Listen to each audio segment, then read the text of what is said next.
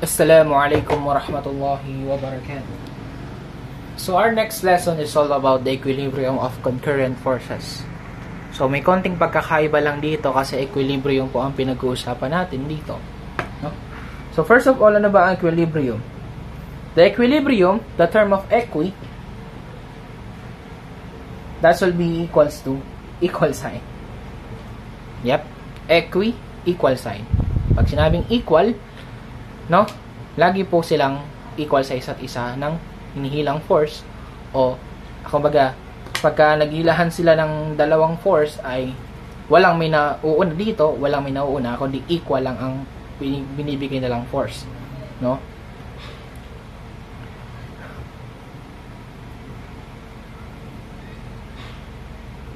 Okay. Let's say for example, no? Meron tayong box dito, or box ba yan? Box dito.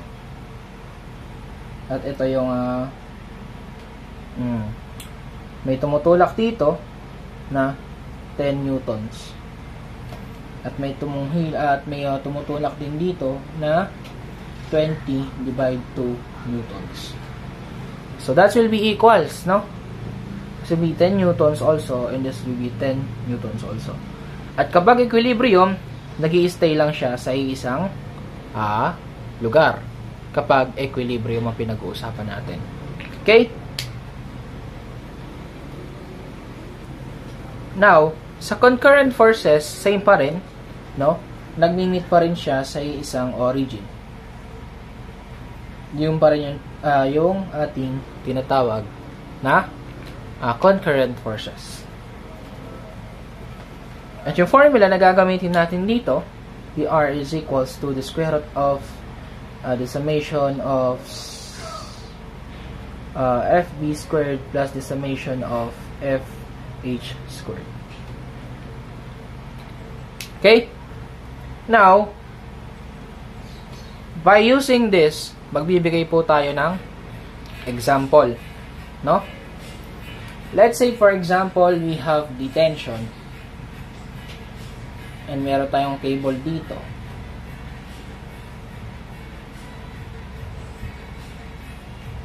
No?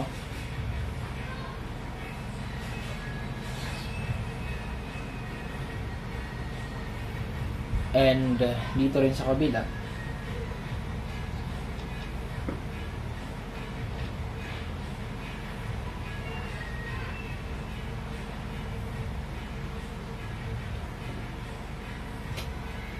And meron tayong weight dito na something, and we have the x-axis, that will be theta. This is B, this is A, no? Okay. When we solve equilibrium of concurrent forces, lagi po nating tatandaan. Ay, sorry po, nalaglag kayo.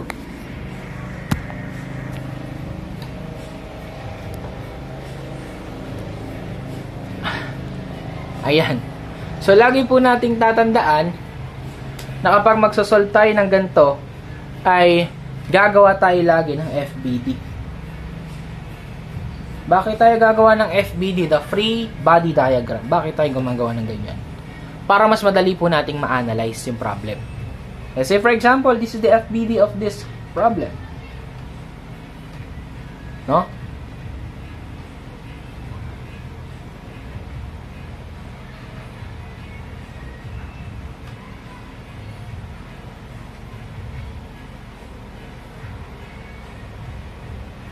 And that's the FBD.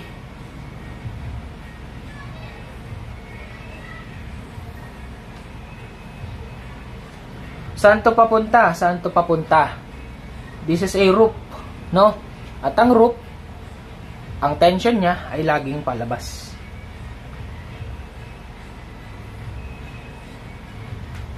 No? Kasi, bakit palabas? Kasi hinihila niya to. Hinihila to. Pag yung papigil niya, equilibrium niya, pag ganun. Okay? Papunta doon. Nagigets yun. Ngayon, mayroon tayong theta dito. Meron din tayong theta dyan. And this is inclined, no? Inclined dyan.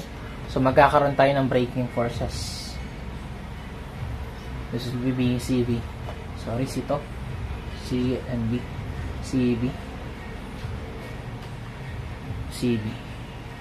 H. CBB. This is A, no? This will be AC. AB. And this is AC. H. Now, we can solve na po.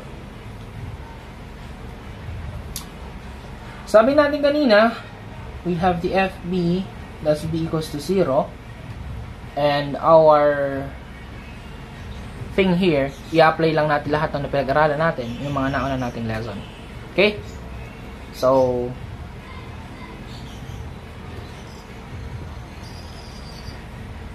zero is equals to W plus AC sine theta plus CB sine theta. And that should be the equation number 1. And the equation number 2 for the summation FH equals to 0 ay magiging equals to 0 negative cosine theta plus CB cosine theta. This will be the equation number 2.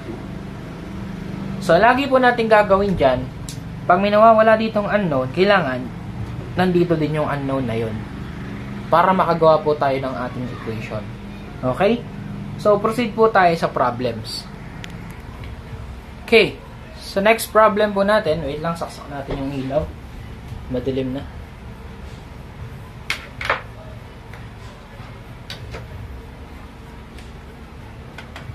Yun.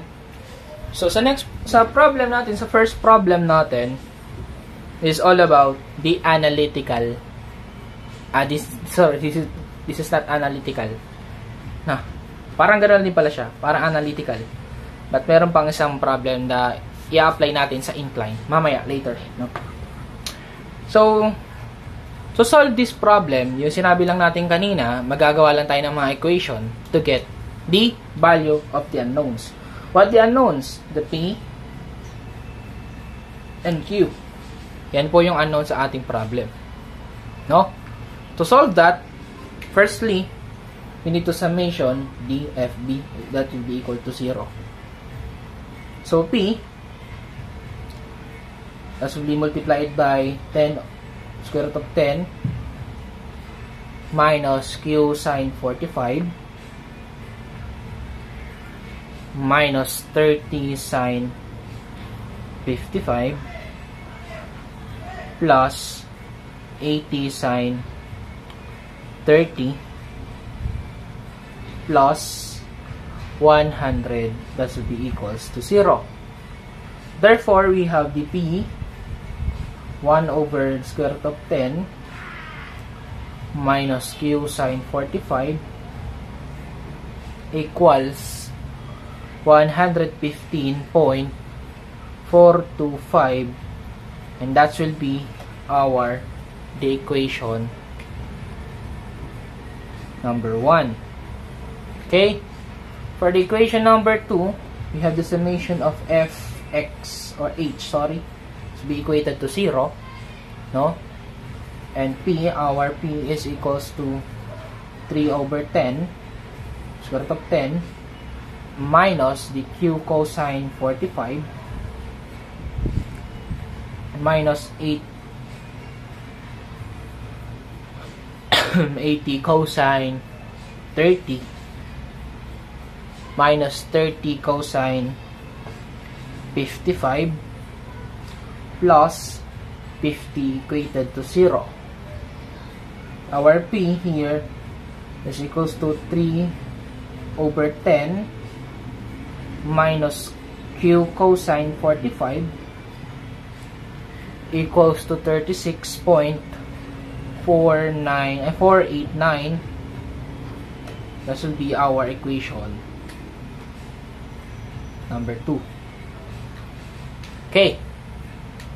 And now, nakuha na natin yung equation number 1 natin and number 2. No? Kang kaso, may problema pa tayo, hindi pa natin makukuha yung mga value nila. So, gawa pa tayo ng equation number 3. No? To get the equation number 3, pwede natin gamitin sa equation number 1. No? Oops. So, from equation number 1, no, we can get the formula P 1 over 10 is equals to Q sine 4/5 degree 115.425, multiply it by the square root of 10, then cancel 10, yung P natin ay equal kay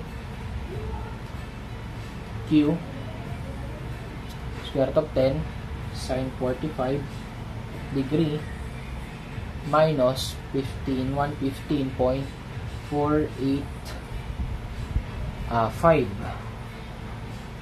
5 pala to, sorry po.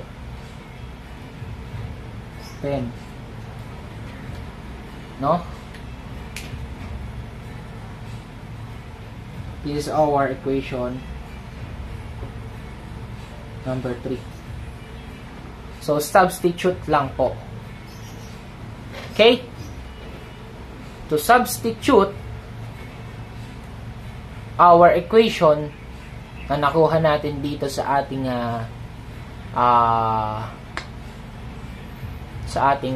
mga pinaggagawa dito, no? Ay substitution sum equation number 3 in equation number 2. Q 10 sine 45 degrees 3 over the square root of 10 minus 115.425 10 3 over the square root of 10 minus Q cosine 45 degrees equals to 36.489.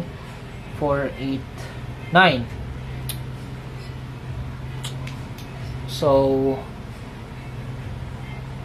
sorry, 9 pala yun. Okay. Now, solve natin by computing the P. So, our P here is this, no? Q, yung Q natin ay makukuha natin kay okay, sorry, medyo na-block tayo dun. So, yung Q natin, makukuha natin siya dito, no? Sa ating substitution na galing kay 3 at nilagay natin sa equation number 2. So, pwede natin siguro itong burahin, itong equation number 1 natin, no? Para malagay lang natin yung ating computation for Q.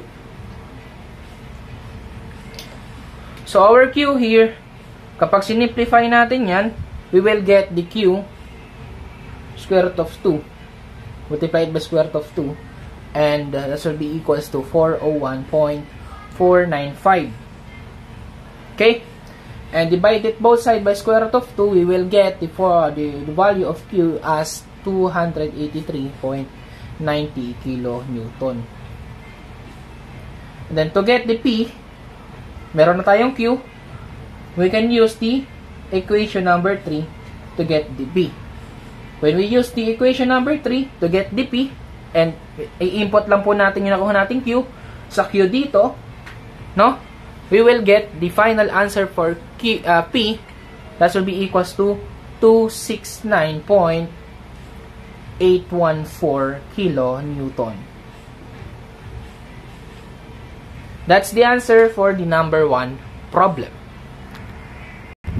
Okay, for the last problem, ito po ay tinatawag na inclined, no? na gagamitin natin the analytical method. No? By using, para mas madali, gamitin po natin yung FBD. Hanapin po natin yung FBD niya or gawin po natin yung FBD niya para mas mapadali yung problem. So, yung FBD niya, para mas madali po natin makita, so we have the normal force here, and this is 60 degrees. No? And here, the normal force, and we have the weight, ay equal kay 500 newtons, kilonewtons, sorry. And we have the F. At ang kanyang degree ay 15. No? Papapadali po natin yung problem natin by using the FBD. Now, we will solve. For the summation of FB is equals to 0, no?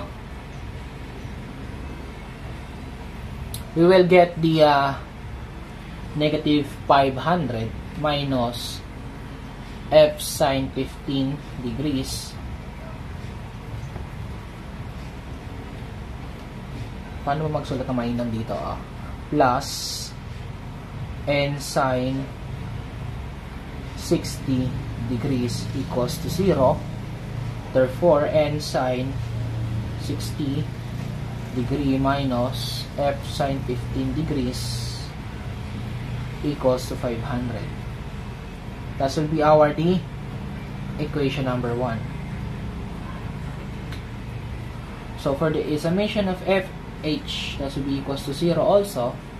So we have F cosine 15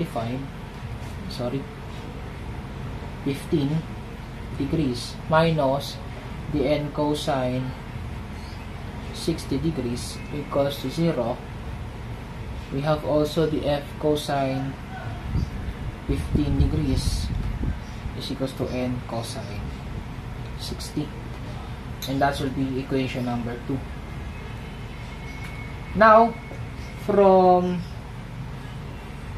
equation number 2, we will get the F is equals to N cosine 60 and cosine 15. F is equals to N, multiply it by 0.5176. That will be equation number 3. Now,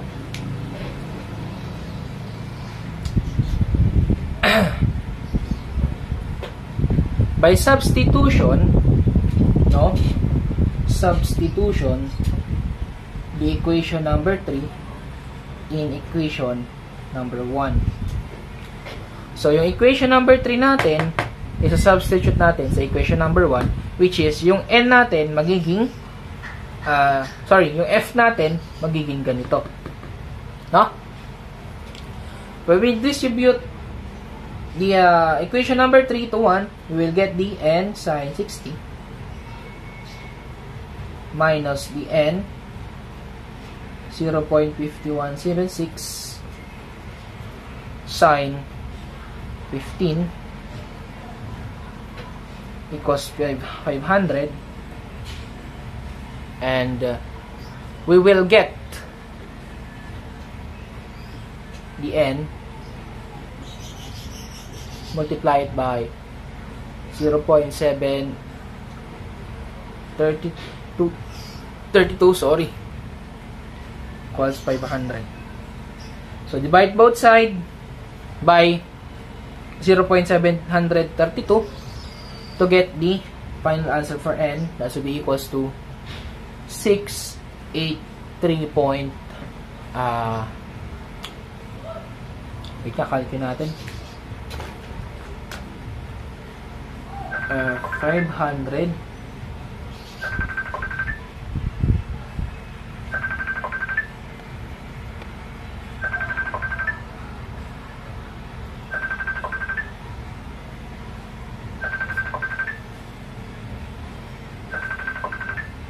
500 Saan tayo? Nawala ako dun divided by 0.732. So we will get the 683.60 kilonewton. Now for the number 2, so last natin, to get the F, substitute the N in equation number 3. So we will get F is equals to 683.060